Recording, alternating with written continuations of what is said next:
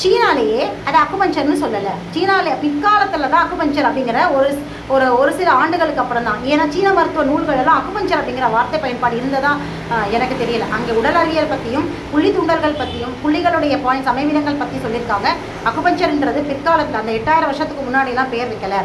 ஜென்சியூன்ற வார்த்தை பயன்பாடு இருந்தது, மிக துல்லியமான அப்படிங்கிற வார்த்தை பயன்பாடு இருந்ததே ஒழிய அக்குபஞ்சர் வார்த்தை பயன்பாடு பிற்காலத்தில் தான் வந்து பெயர் வச்சுருக்காங்க தவிர அப்போ அது கிடையாது. அதனால தான் திருவள்ளுவர் காலங்களும் அந்த அக்குபஞ்சர் வந்து சீனாவில் தோன்றிய காலங்களும் ஏறத்தாழ கிட்டத்தட்ட அப்படிங்கிறதுனால திருவள்ளுவரும் அக்குபஞ்சர் அப்படிங்கிற வார்த்தையை பயன்படுத்தாமல் மருந்து இல்லாத மருத்துவம்ன்றத அவர் வந்து மறைமுகமாக அதை வந்து சொல்லியிருக்கார். அதை நம்ம அக்குபஞ்சர் தான் அப்படிங்கிறத தெளிவாக விளங்குது. இதுக்கு மேலே ஏன்னா இதை எல்லா கோட்பாடையுமே பதிவு செஞ்சுருக்கு. அக்குபஞ்சர் மருத்துவத்துடைய ஆதி நூல்கள் மூல நூல்கள் எல்லாமே பதிவு செஞ்சுருக்கு. அதே மாதிரி அங்கேருந்து சீனாவிலேருந்து நூல்களை படித்து இந்தியாவுக்கு எடுத்துகிட்டு வந்த ஃபஸ்லூர் ரஹ்மான் அவர் ஒழுங்குபடுத்தின அதே ஒற்றைப்புள்ளி சிகிச்சையை கொண்டு வந்த மீட்டுருவாக்கம் செஞ்சு இந்தியா அக்குபஞ்சரை அறிமுகப்படுத்தின ஃபஸ்லூர் ரஹ்மானும் பசியை பற்றி தான் பேசியிருக்காரு, நாடி பரிசோதனையை பற்றி தான் பேசியிருக்காரு. அதே சமயத்தில் ஒற்றைப்புள்ளி சிகிச்சையை தான் வலியுறுத்தியிருக்காரு, மருந்தில்லா மருத்துவத்தை தான் சொல்லியிருக்காரு. இப்போது திருவள்ளுவர், ஃபஸ்லூர் ரஹ்மான், சீன மருத்துவ நூல்கள் எல்லாமே வலியுறுத்துறது அக்குபஞ்சர் மருத்துவத்தை தான். அப்போ இந்தியாவில் அக்குபஞ்சர் மருத்துவம் புழக்கத்தில் இருந்திருக்கு அப்படிங்கிறது. இதை தவிர வேறு சாட்சியே வேணாம். வேறு எங்கேயுமே அவர் எந்த விதமான மருந்துகளை பற்றியோ மருத்துவத்தை பற்றியோ திருக்குறளில் பதிவு செய்யலை.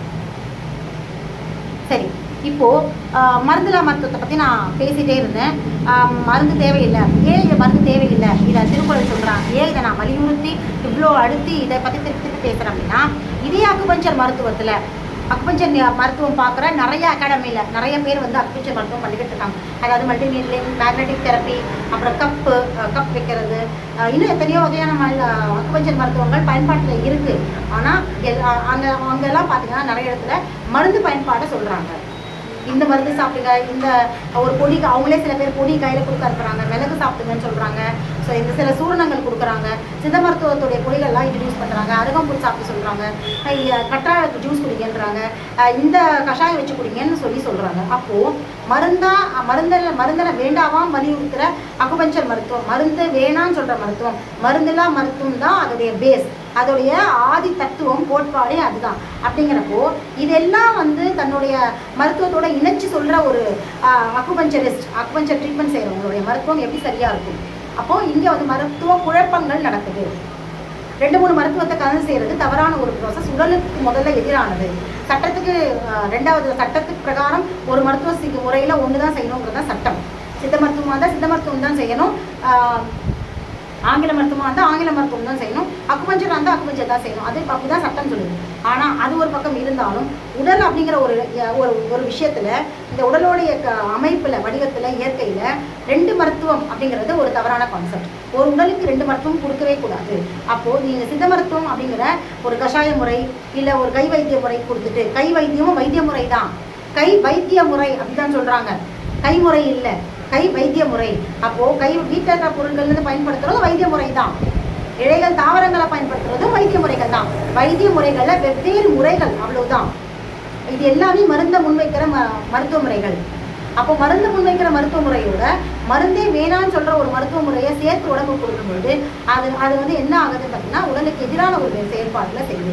இதனால தான் அக்குபஞ்சர் மருத்துவம் வந்து சில மக்களுக்கு மத்தியில் வந்து அந்தளவுக்கு ஒரு தவறான ஒரு புரிதலை ஏற்படுத்துதுன்னா, இந்த மாதிரியான அக்குபஞ்சர் ஹீலர்ஸ் என்ன பண்ணுறாங்கன்னா கஷாயங்கள், மருந்துகளெல்லாம் உணவு பரிந்துரைப்புகள், மருந்துகள் இதெல்லாம் வந்து பரிந்துரைக்கிறதுனால, இதெல்லாம் சொல்கிறதுனால என்ன ஆகுதுன்னா 2த்தையும் சேர்த்து, அதாவது இந்த உடம்போட இயற்கையை பின்பற்றி தான் எங்கள் மருத்துவ முறை இருக்குது, அதை பேஸோடு நாங்கள் ட்ரீட்மெண்ட் கொடுக்குறோம். ஸோ அப்படி நாங்கள் ட்ரீட்மெண்ட் கொடுக்குற இடத்துல அப்படி கொடுத்து அனுப்புகிற போது அவங்களுக்கு மருந்தும் சேர்த்து சொல்லும்போது அது பேஷண்ட் சாட்டிஸ்ஃபேக்ஷனுக்காக அவங்க சொல்கிறாங்க, வெறும் கையோடு போகிறாங்க, திரும்பி அவங்க வரணும் அப்படிங்கிறதுக்காக அவங்க வந்து ஒரு மருந்தை வந்து சொல்லி அனுப்புகிறாங்க. ஸோ அது என்ன ஆகுதுன்னு பார்த்தீங்கன்னா இது அவங்களுடைய சாட்டிஸ்ஃபேக்ஷனாக இருக்கலாம், மனுஷர் ஒருத்தரோட சாட்டிஸ்ஃபேக்ஷன். ஆனால் உடல் இயற்கைக்கு அது தவறானது இல்லையா? இங்கே கொடுக்குறது மருந்து வேணான்னு சொல்கிற ஒரு சிகிச்சை முறை, உடலோட இயற்கைக்கு ஒத்து போகிற ஒரு சிகிச்சை முறை கொடுத்துட்டு திருப்பி இந்த ஒரு மருந்து கொடுக்கும்போது இங்கே ஃபோக்கஸ் ஆன இங்கே கொடுத்த சிகிச்சை எதை செயல்படுத்தும்? அவங்க உடம்புல தேங்கிற கழிவா, வெளியில் வர அந்நிய பொருளா? அது இயற்கையான விஷயமா இருந்தாலும் புறத்துலேருந்து வர ஒரு பொருள் அது உடலுக்கு அந்நிய பொருள் மட்டும்தான். அப்போ அந்நிய பொருளை உடலுக்குள்ளே செலுத்தும் பொழுது இங்கே நீங்கள் கொடுத்த ட்ரீட்மெண்ட் என்ன ஆகும்னா இந்த மருந்தை செயலிழக்க வைக்கிறான ப்ராசஸ் தான் செய்யுமே தவிர அவங்க வந்த நோய் வந்து குணப்படுத்தாது, அதுக்கு டிலே ஆகும். அப்போ ரிசல்ட் தரத்துக்கு ரொம்ப லேட் ஆகும், ரிசல்ட் தரத்தை டிஸ்டர்பன்ஸ் ஆகும். அது போக வேறு மாதிரியான அந்த மருந்துகள் தொந்தரவுகளை கொடுக்கும். அதே சித்த மருத்துவத்தை மருந்து கொடுக்குற கான்செப்ட், ஸோ அவங்க மருந்தை கொடுக்குறாங்க. அவங்க அடிப்படை தத்துவமே மருந்து தான், மருந்து இல்லா மருத்துவம் இல்லை. அவங்க புள்ளி தூண்டல் செய்யலை, அவங்க நோய்க்கான மருந்து கொடுக்குறாங்க, அது அவங்களோட தத்துவம். ஒரு நோய்னா அதுக்கான மருந்து, அப்போ மருந்தை தான் அவங்க கொடுக்குறாங்க. ஸோ அது அவங்களுடைய கான்செப்ட். நீங்கள் மருந்து இல்லைனா அப்படிங்கிற ஒரு மருத்துவத்தில் நீங்கள் மருந்து கொடுக்கும்போது அப்போ மருந்து வைத்திய முறைக்கு எதிரான ஒரு செயல் செய்யலாம், அப்போ எதிரான ஒரு விளைவு தானே கொடுக்கும். இப்போ சித்த மருத்துவம்னு சொல்லிட்டு அக்குபஞ்சர் ட்ரீட்மெண்ட் செஞ்சால் அது சரியாக இருக்குமா? இருக்காது இல்லையா?